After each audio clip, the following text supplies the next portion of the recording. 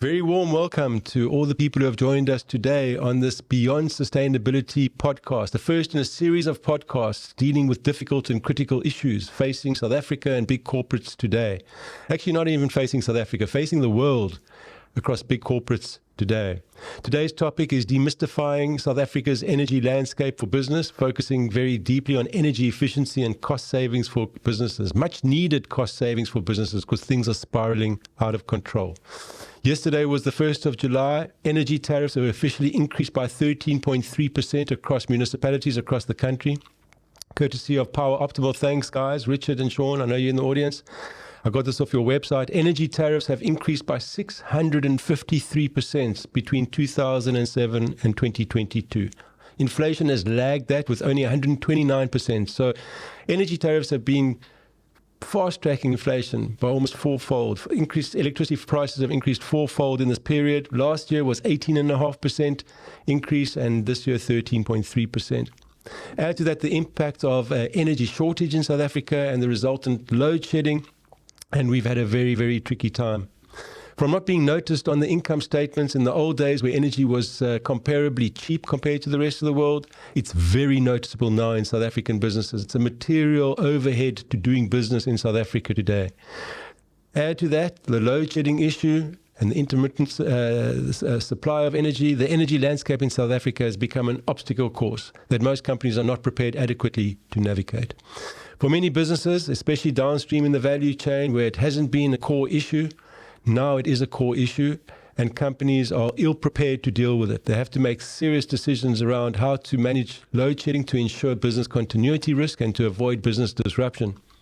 How do you do this? How do you all of a sudden having to procure solar energy as well as diesel as well as energy storage and making the right decisions around those procurement? How do you keep the lights on and the cash registers ticking so that you can do business and ensure that revenue keeps ticking along? So either you employ whole departments to do it, which many companies are doing it, or you can actually employ the services of an outsourced services, a virtual energy management services with potential technology to give you the visibility to make the right decisions. My name is Kevin James. I'm the CEO of GCX. We're a technology-enabled sustainability company. We leverage technology to help companies get the visibility and transparency required in order to make the right decisions to drive performance across their sustainability profile.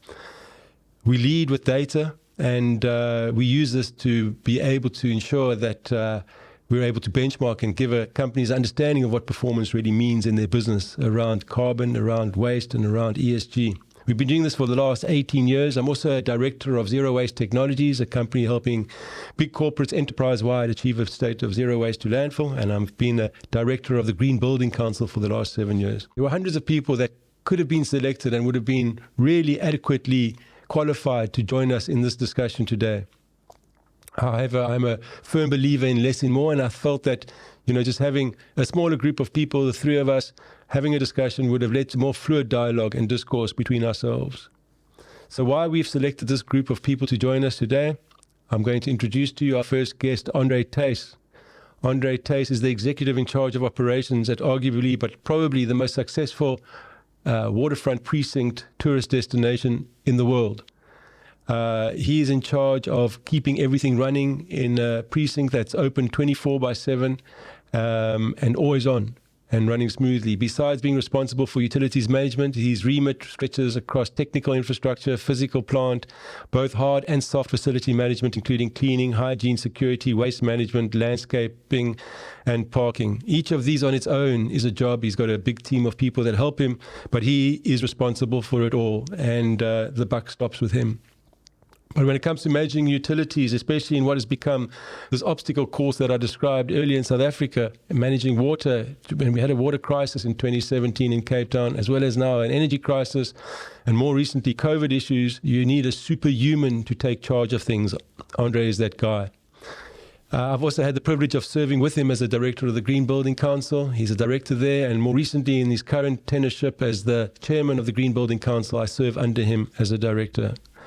And there could be no one more fitting to be taking the helm of such an important organization. Finally, VNA has been a client of GCX over the last 6 years, and we supply them with data management services, strategic sustainability services, as well as them being subscribers to our Dash platform, our data analytics sustainability hub, to give them the visibility to be able to inform the right decision making at a precinct level. He's a giant among men. He's seriously one of the smartest people I know, both intellectually and philosophically, an absolute gentleman, and we are so privileged to have him join us as part of this critical conversation. Welcome, Andre Tace. Then John Considine. John is a director of Energy Cost Savers, who is the licensees in our region of the Best Energies Enoscope hardware and software system, an organization with a value proposition and business model that really caught my attention in a very, very big way.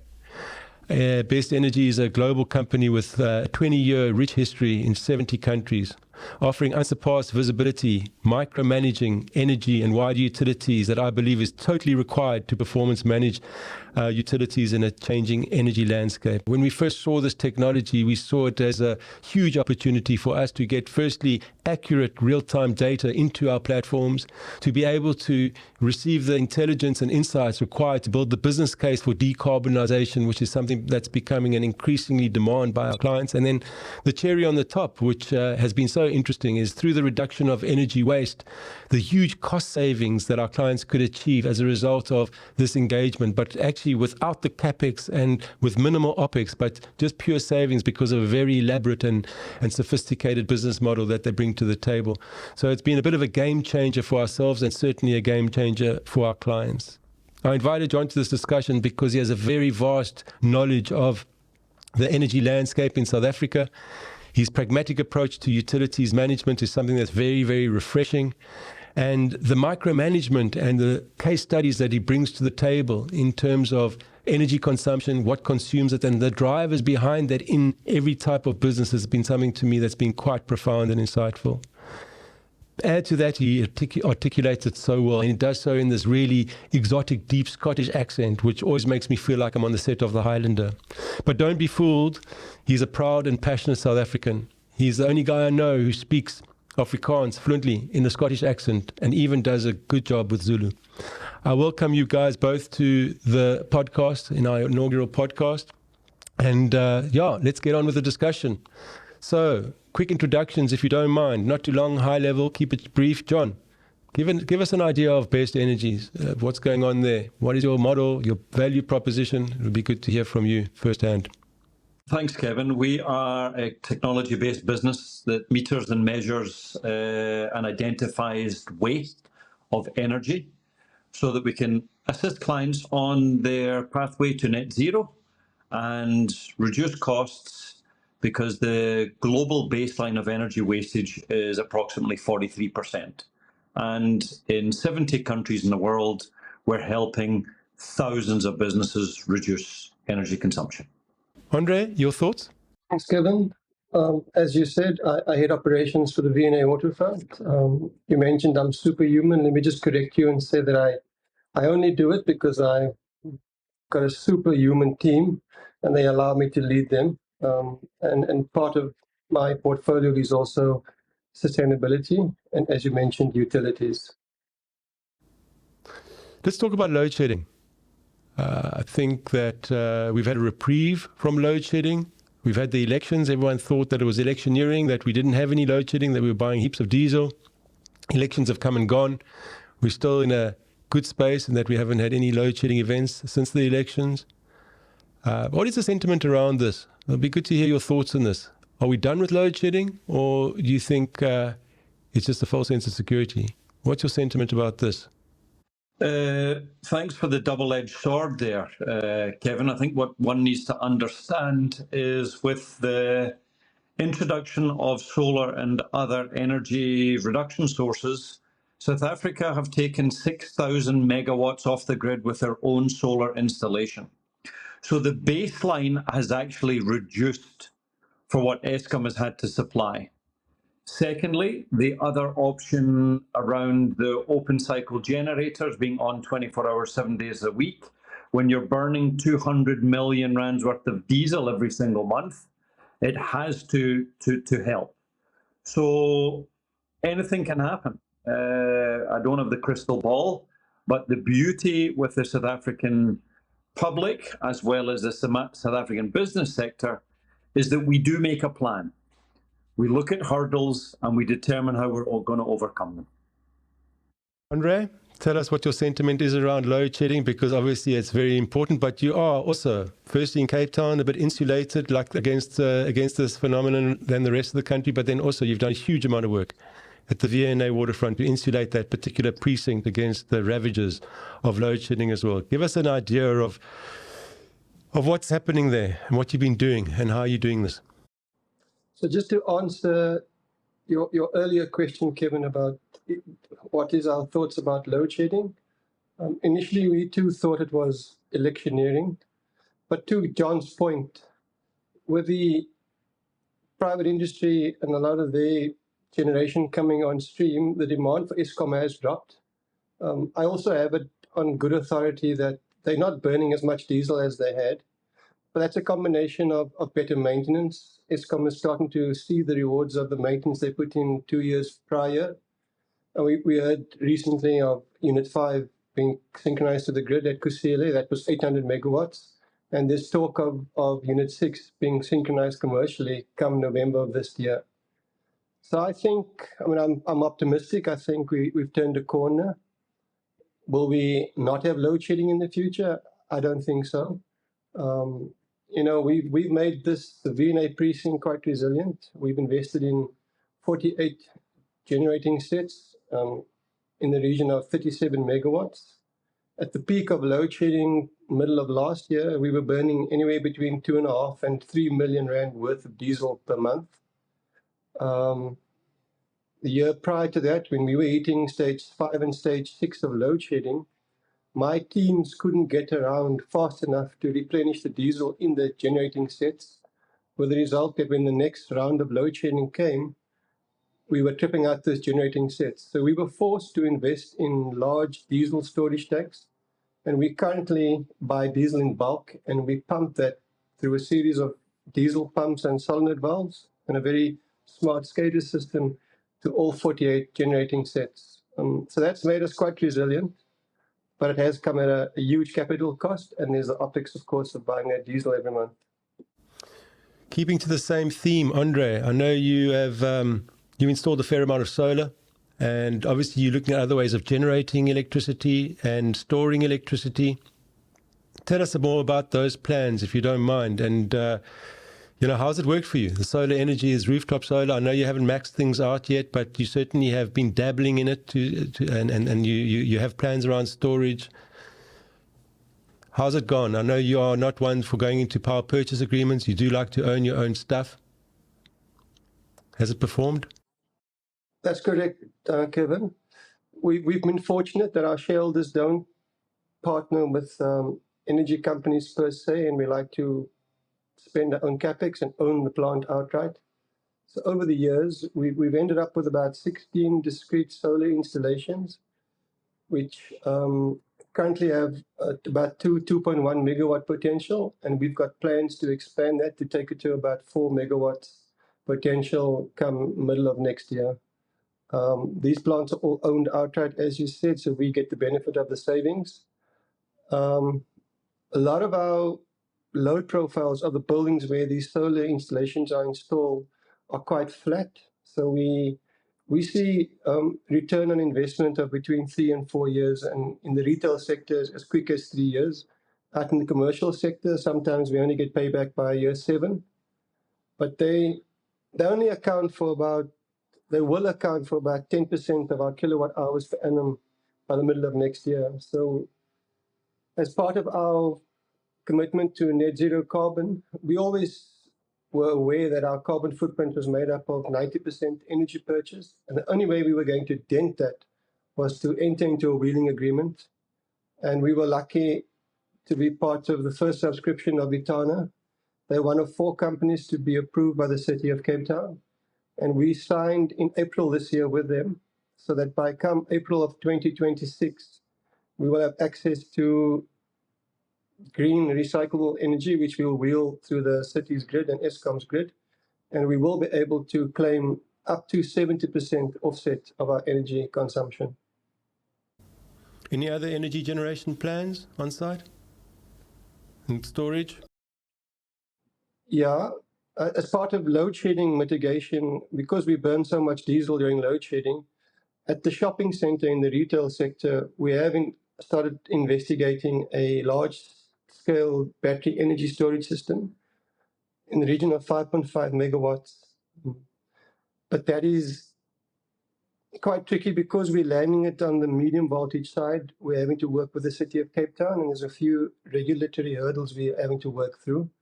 And then further downstream, we've also looking at a waste to energy plant, which is quite advanced. We've been awarded our waste management license. We've just been notified we've received our air emissions license, and we're about to start tweaking process flows to look at the technology.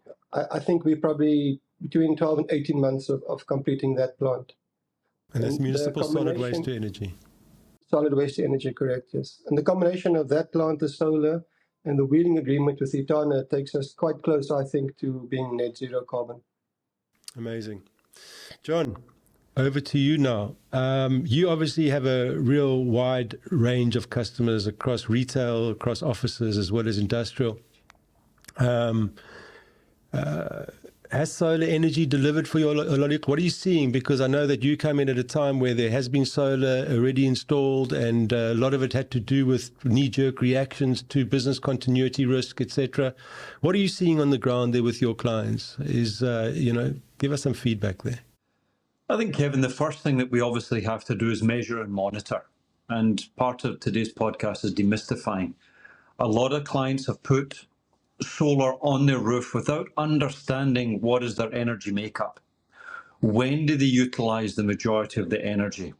How do they reduce it? What they were doing? Because again, if the solar plant is only producing 30% of the daytime usage, what one needs to make sure is that it's not being utilized for keeping geysers on, air conditioning at the wrong ambient temperature, the incorrect cycling of compressors, etc. So by managing that process, we need to obviously look at it and as well look at the tariff that the individual is on from whichever municipality that they procure power from, because the rate at what they're charged and the utilization period is so important to demystify.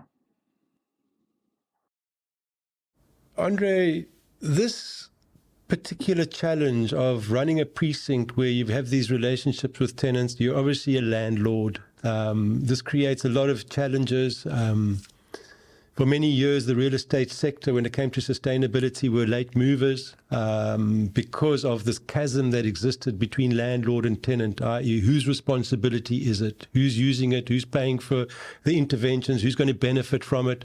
Things like the Green Lease came out of it. With regards to load shedding, though, where have the challenges been there, right? Obviously, costs have increased significantly through diesel, etc. You've managed, there's maybe issues around peak demand and tariff issues. Give us a bit of some of your experience around managing the tenant relationship plus keeping everything on at the same time. What does that look like? I guess so. We haven't been able to recover the diesel cost from all our tenants, partly because we are tied into leases, which only allow us to add diesel as a utility when those leases are renewed. In the smaller, where you have multi-tenanted buildings, the ability to quantify how much each tenant is using during load shedding is proving quite difficult without investing in quite smart meters, flow meters for diesel that can then link back to the actual tenant usage. So we don't recover diesel from those tenants currently, purely because it would be hard to defend just splitting up a diesel bill between 10 or 20 tenants. One tenant may be a grocer, the other tenant may be a hairdresser, the other tenant may do different kinds of retail. And how do you apportion those costs of the diesel, the maintenance of the generating set to those tenants? We've only been able to recover diesel from tenants where we know that that tenant is the sole user of the generating set and the consumer of that diesel, and that the tenant has been aware that we are going to be recovering diesel from him, and it's part of the lease. So we don't actually recover much at the moment. We would be writing these into leases as time progresses and the leases come up for renewal, or they change and we get buy-in from the tenants. But there's a huge, to John's earlier point, you can't manage what you can't measure. And I think people underestimate the technology required around metering and tying back a diesel generated kilowatt to when load shedding occurred and what that actual tenant consumed in that period, and how that then equates to the diesel consumption in that period. And that's become the challenge for us. And to be honest, Kevin, we haven't cracked that yet. It's something we're still grappling with. 100%. I think there's been a lot of change management required to deal with this kind of scenarios that we've been faced with in South Africa. I think, diesel has always been something you just put on the credit card, and those are the slips that have been put through finance, and it hasn't been sort of looked at in another way. And now all of a sudden it needs to be seen as kilowatt hours and megawatt hours, because it's become such part and parcel of the energy mix, certainly at a precinct level. I'm going to move over a little bit into the energy efficiency side of things a bit. John, I've been so impressed with what you guys are doing, okay, because obviously we're seeing a huge amount of clients, just like the VNA, and, under Andre's leadership, I've seen them doing best practice using the smart meter technology. But for a lot of our clients, we've seen that they require even greater visibility in order to micromanage energy usage, not only across electricity, but also around other energy sources like LPG, diesel, etc. Tell us a little bit more about this, because I've found it fascinating. I personally, through my interactions with yourself and the technology, have learned so much around and been quite flabbergasted, actually, by the amount of energy that is wasted in most and in diverse enterprises, and the remedies that have been put in place to reduce that energy waste. Give us a sample of this and a couple of examples, John, just so that everyone can appreciate the kind of micromanagement we're talking about. Thanks, Kevin. I think just highlighting what Andre had said as well, everything starts from measurement and monitoring. You can't reduce what you can't see. The other thing that we're discussing with clients as well, when you're looking at large enterprises, is understanding the landscape of South Africa as well as those that use the power. We have got such a diverse population that we need to be asking certain of our staff members who has power at their own domestic institution. So when you're getting somebody to save a commodity that they don't even have themselves, it does pose to be quite an ordeal. And when you are looking at power, you've got to go down to circuit level, because you've got to see what is the contributor to your usage, what time of the day, what is alerting KVA demand, when you switch from generators from load shedding, what is your intelligent switching to reduce KVA demand charges. But the reality is, with our technology and linking it to carbon reduction and how we partner with the likes of yourselves, is when we want to reduce something, we've got to know what has been the cause of the production in the first place.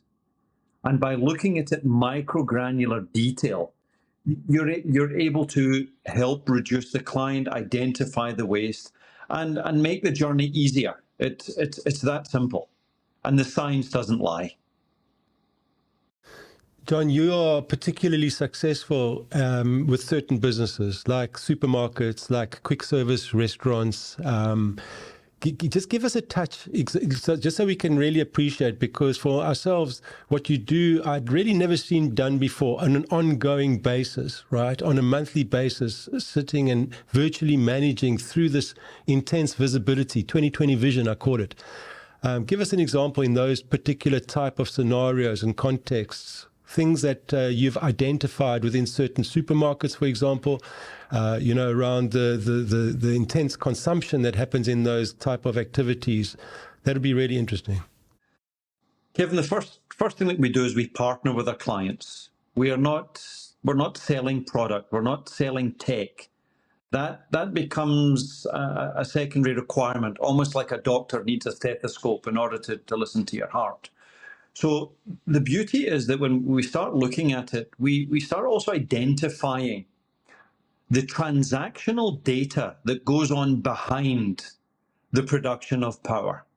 So hypothetically, if a fast-moving retail chain was open at 5 o'clock in the morning and they only sold 5 products, we then start looking at, was it beneficial to have X and Y appliances switched on at that period when they didn't sell any of that product?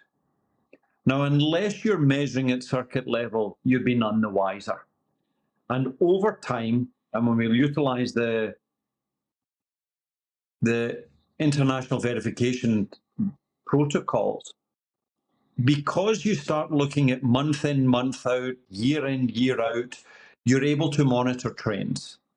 And the benefit for us has been the advent of AI, because you're able to then look at what the global trend is, spring, summer, autumn, winter, and tailor make it to South African context. Andre, once again, from a landlord's lens, or through a landlord's lens, when we're monitoring your carbon footprint through our platform, and we can see right down to a tenant level the intensities of energy and all the other utilities that are being consumed. It opens up challenges, right? Because all of a sudden you have a carbon footprint for the whole V&A waterfront, scope 2 for people who are not familiar with the carbon accounting protocols or greenhouse gas protocol.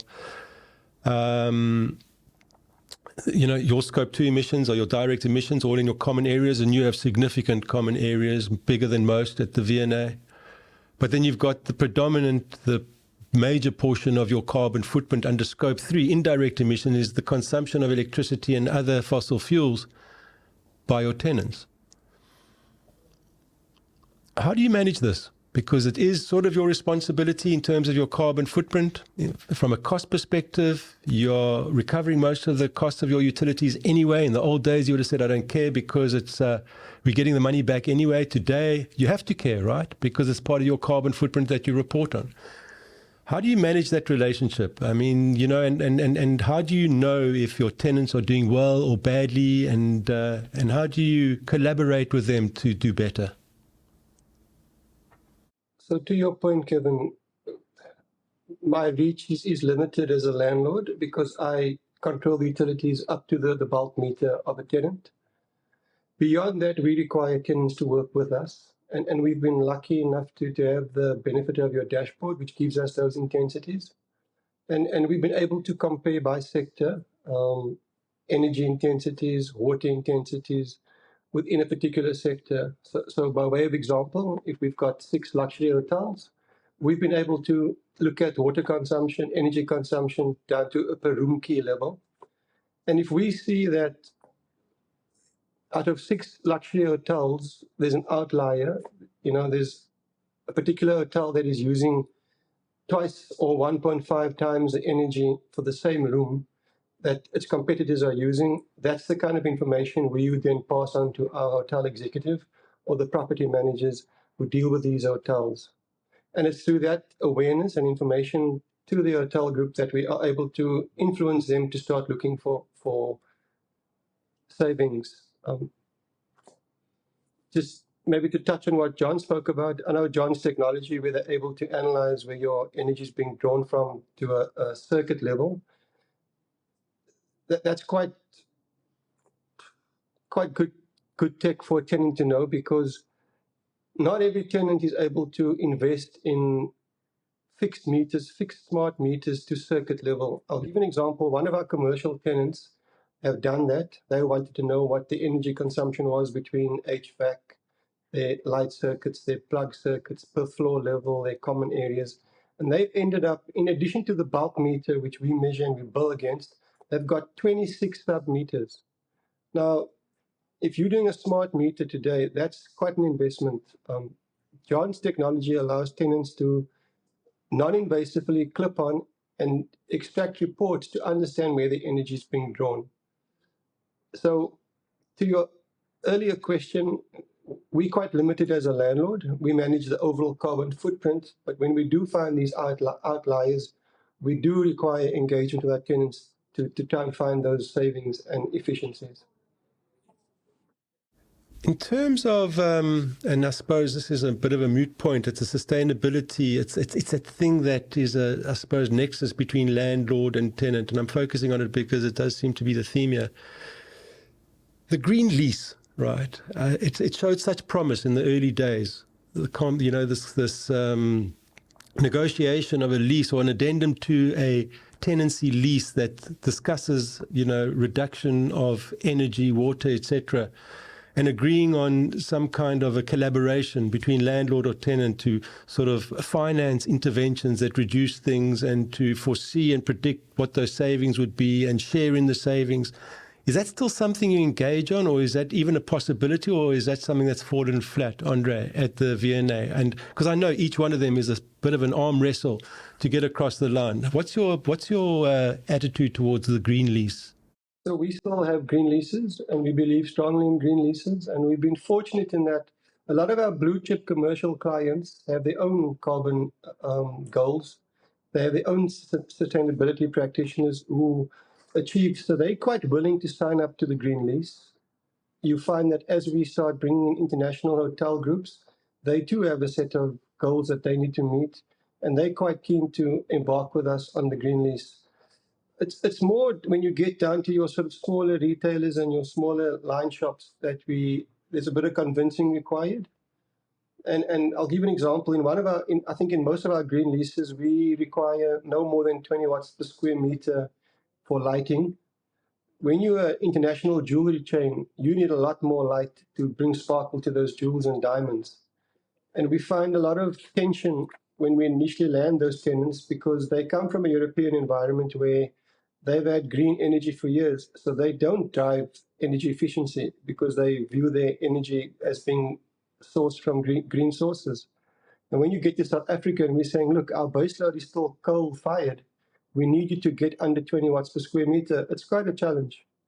But I think, by and large, the green leases do hold, and it's what contributes to our carbon footprint and the sustainability drives that we've been able to achieve.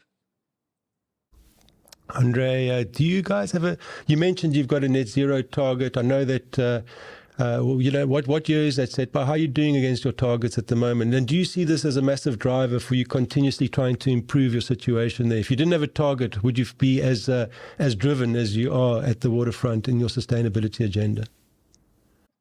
Probably not. Probably not. And just to clarify, our net zero target is purely around carbon. And so, like I said earlier on, by the middle of next year, once solar comes online, which takes about probably that'll account for 10 to 15% of our energy. The waste to energy plant comes online, I'm expecting another 5 to 10% there. That coupled to the 70% we get from Metano, which is green, takes us quite close or beyond net zero. And the target was meant to be 2035.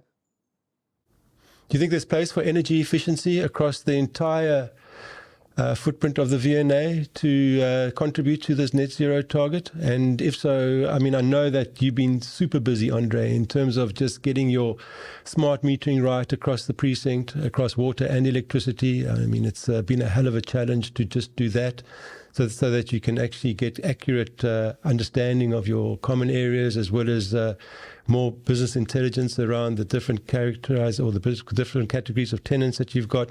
How would you, if you had to look at it one, do you think that there can be sufficient visibility and collaboration between tenants and yourselves to achieve a further 10, 20% reduction in energy? Or do you think you just got to focus on cleaner forms of energy generation to achieve that target? I see them as two distinct goals, Kevin. Because if you're going to be thinking or placing all your faith in just looking for green energy, and you don't look for efficiency, I think that's just is a moral standpoint one needs to take. Like you said, we've spent a lot of capex and a lot of time and resources trying to understand where our common area energy and water consumption is going. And we're trying to drive that down actively now that we know where it is. From the tenant side, the smaller tenants, and especially in the retail sector and the grocer type, their profit margins are quite low at 3-4%. When they see the kind of utility increases you mentioned in your introduction, you start to turn once thriving businesses to marginal and sometimes unprofitable. And it's those businesses that come and seek energy efficiencies. To John's earlier point, do we need to have the ovens on if we're only selling pies from 9 o'clock or 10 o'clock? And so we see a lot of the smaller tenants asking us for assistance. And this is where John's technology is so helpful. He's trying to give those tenants visibility into where they can save. You know, ultimately, if they save, we save, and we save, it's a win-win situation for everybody.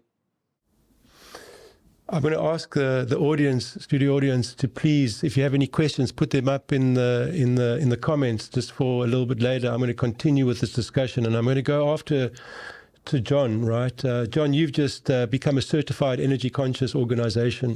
Okay, and I like the concept because this is a change management issue. This is not just about silver bullets and implementing technology and expecting just an automatic drop in consumptions. This is a change management issue to be embedded into an organization, into its institutionalized in an organization, right? And what does it mean, and how do you embed that kind of consciousness into your clients' businesses, for one? And then two, I'm going to ask you to please, because I know you've got so many stories, okay, across sawmills, across supermarkets, across everything. Just give us one or two really, really bite-sized chunks of examples of how you have taken a look at refrigeration or bakeries or variable speed drives, and just to also the way you do that as well by operationalizing everything, getting rid of the issue and the constraints that CapEx represent, and to do everything on a rental basis and on an OpEx basis, and to be able to really be incentivized to reduce your clients' energy through your business model, which I find particularly interesting, especially in an economically constrained situation that we currently find ourselves in. Just if you can just elaborate a little bit about all of that, I'd appreciate it. Okay, that's quite a mouthful. So I'll try and be as concise as possible. So the beauty about being an energy conscious organization is understanding that the tech is probably only going to give you 25% of the savings. You've got to look at how the energy is actually getting used, and you've got to have the buy-in and the training of the staff utilizing it, which we provide to our clients. So we will obviously look at training. We set up ambassadors from front of house, back of house, either wet services, dry services, depending what the nature of that business is. And then starting to understand and re-engineer some of the business processes. You highlighted the bakery. So with certain clients, depending on time of use tariffs, by switching an oven on at 6 o'clock in the morning, you could be almost paying 3 to 4 times your kilowatt hour rate. So understanding, do you need both ovens on? Do you need the proofers on? Do you need the bread mixers on? Which bread is baked first? Is it white? Is it brown? What is the mixing time? Looking at hotels with laundries. Are you measuring when laundry's getting done? Is it bedding? Is it toweling? Are you weighing the amount of laundry getting done? Is it interfering with the human requirement, be it the guest, be it the staff member? So again, it is understanding intricately what each business A is trying to achieve. Do not interfere with the business process. And how do we make them more profitable? It is that simple. Because if we are not on a path to sustainability and your business is not sustainable, we failed. I think what I find also quite interesting, John, is the initial analysis you do for your clients in terms of understanding when energy is being consumed. I mean, you keep on about the intricate tariff, I suppose, the web of tariffs in South Africa, where we are sort of proud owners of 250 plus tariffs in this country. And this time of use issue. And I think, what we don't realize, particularly in the commercial energy space, is that peak demand triggers off a whole lot of tariff increases in South Africa, and load shedding, and a load shedding event can trigger those things depending if things aren't managed properly. I know your platform, you can switch things on and off, and you can stagger things and time things. Andre, how do you manage that part of things? I know that you keep things going all the time, but things stop and they carry on after the diesel generator kicks switch. How do you manage that kind of staging of switching energy back on to ensure that peak demand isn't triggered to a point that then triggers tariffs that then are you stuck with inflated energy tariffs for a period of time thereafter? So our biggest energy consumers is HVAC, the large chiller plants that we run. And we've invested in quite heavily in chiller plant managers, which is a sort of a bolt-on to the building management system, which when chillers are, when there's let's say as example, we have a load shedding event, when we start up, those chillers are automatically staggered. We don't, the old days of just starting up the entire plant, that's long gone. We've got intelligent software that then monitors the current draw, and we then bring in those chillers. And depending on how quickly we can achieve set points for the chiller plant, we will then delay the actual start of the second and third and fourth chillers. So that's a system we've built and put in place. And that manages peak demand quite well. We've also, modern HVAC BMSs now also sense what the outside temperature is and will vary your actual chiller set point and your set point in the inline and the line shops and the stores. We've moved away from sort of constant volume air handlers decades ago. All our plants are variable air volume with economy cycle. So when, being in Cape Town, we're fortunate most of the year it's quite temperate. And if the outside temperature and enthalpy is better than what you can maintain artificially, you'll run full fresh air and keep those chiller plants off. And that's how we manage peak demand. A lot of our buildings are designed because they Green Star rated 4, 5, and 6 star. They are designed to take maximum advantage of outdoor lighting and outdoor ventilation. I see I have a question from Adam to you, Andre. He says, I noticed that the waterfront has recently installed a small-scale wind turbine. What is the outlook for this? Well, what is the potential for this as well, I suppose? And will on-site wind turbines ever be a small part of the energy mix at your precinct? Thanks, Adam. So the 4 turbines you see down at Silo, and there's one bigger one close to the breakwater, that is purely a pilot. And to Adam's question, the problem with small-scale wind turbines is you can't necessarily place them where the wind is always at a peak. They have to be placed, ideally, if you had a great return on investment for these turbines, you'd put them on every second lamppost. And then the scale and the volume of them give you significant energy. But what we find is that given our landscape and what needs to be aesthetic and what needs to fit in, where you can locate these wind turbines isn't necessarily always where the wind is best. And so the idea of this pilot was to take 2 particular models that's available in Germany, that's below a 10-meter height, which doesn't trigger an EIA in Germany, and test it. And all the purpose of the pilot is to see is what the ROI will be after 12 months of running, given the seasonality of Cape Town's wind.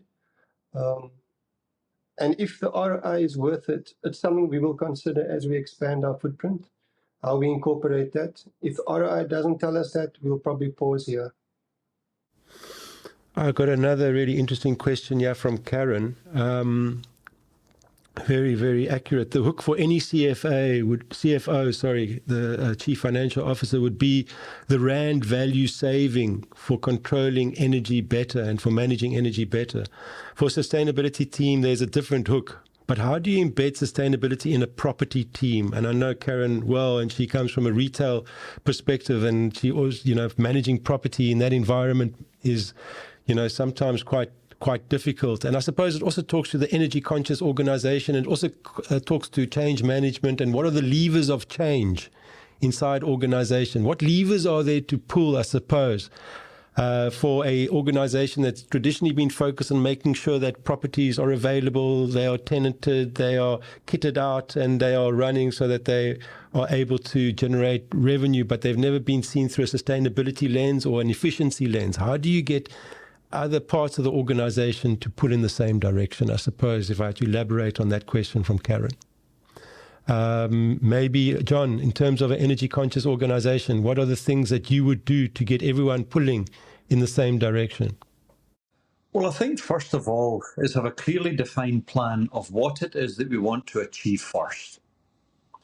The difficulty is there are so many aspects that we need to look at that we can most times lose sight of what we want to achieve. The next thing is transparency. If you're a transparent organization and you're looking at sustainability and you're discussing with your staff, your department costs us X and Y amount per month to run. How are we going to achieve it? And it's the leadership's responsibility to roll up their sleeves, get the right partners in place, and look at it over a time period. Industry has taken some businesses 15 years, 20 years, 10 years to get to where they are now. It is going to take processes in order to reduce energy efficiency. And a lot of individuals, once they start embarking on this project, realize that the staff want to help. The staff are keen to become energy ambassadors. They want to make things better. And having feedback sessions, maybe there's a financial incentive as well and a KPI on how to make people more accountable, additional training, train the trainer, etc., etc. It now needs to become a business practice in itself. Over and above profitability, mission and vision statement, you've got to look at how are we becoming an energy conscious business. I hope that answers. And I suppose this speaks to also the no-cost interventions, right? You're always starting off with that with new clients. And what, in your experience, have you achieved through just awareness and bringing to people's awareness what their activities on a daily basis, what it actually results in terms of energy consumption and cost? Is there a number in your head where you can say, well, if you can create an energy conscious organization, create awareness amongst the people in an environment in terms of their activities' impact on energy consumption, what is that number? Kevin, we've had various results. Some clients have received in excess of 20% saving.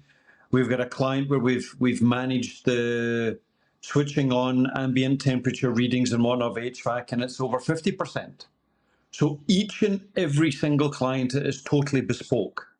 And that's why we partner with the client. But with our approach, it's very simple.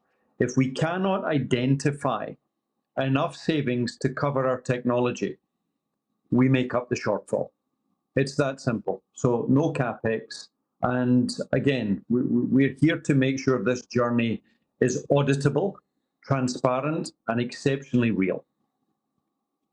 So you're so confident that low cost, no cost savings, there's sufficient low cost, no cost savings generally in an enterprise that you could save that would cover the cost of all your activities there. And if not, you would be prepared to chip in the difference in a given period. Andre, what are your levers for change at the V&A waterfront? I know certainly from what we always talk to our clients about are about executive bonuses, even incentives at a management level, at a staff level. There's obviously the advent of sustainable finance and KPIs attached to that. What are the carrots and sticks or awareness incentives that you have got, or are there any at all, or is it just something that you're managing through technology? No, it's such a combination of those items. Look, our sustainability journey is, I think the executive of the V&A Waterfront see themselves as a custodian of this piece of land that's close to the water's edge, and how close we are to the ocean, and looking after it for the public of Cape Town and international visitors. So that's always been our mantra, our philosophy that drives our sustainability strategy. But to the question that you raised earlier, we've got very real targets. Everybody at the V&A Waterfront annual bonus it's a combination of individual performance with business performance. And within the business performance, our shareholders have set what we call sustainability targets every year. And if we hit it or not, it has a pretty impactful multiplying effect. So what you find is that in the V&A Waterfront internal staff, everybody buys into sustainability because it's a rands and cents matter for them. And then there's also the sense of custodianship, that we looking after this prime piece of land and ocean for everybody. And the combination of those two variables, I think, is what gives us the success that we've been able to achieve up to now. I'm going to start wrapping this up. So I'm going to give each of you an opportunity to give me a last soundbite about South Africa. Right, we're in a new dawn, 30 years later. Okay, we've got something different that we haven't had for the last couple of periods politically. We have been through a tough time that's forced us to be super resilient. We're sick of being resilient. We want to just get on with our jobs, right? Do we have a positive outlook for South Africa in terms of our basic needs, energy, water, etc.? What's the feeling? I'm going to start with you, Andre. Wow, Kevin, that's a hard question, and you've put me on the spot. Look, I think to your point, I think the country's tired. We're tired of being resilient, and we've been patient for a long time. It can't be business as usual. I'm optimistic about Eskom turning a corner on load shedding. But that's only one aspect of there's so many things for us still to fix in this country. So I guess if I have to put it as a soundbite, I'm cautiously optimistic.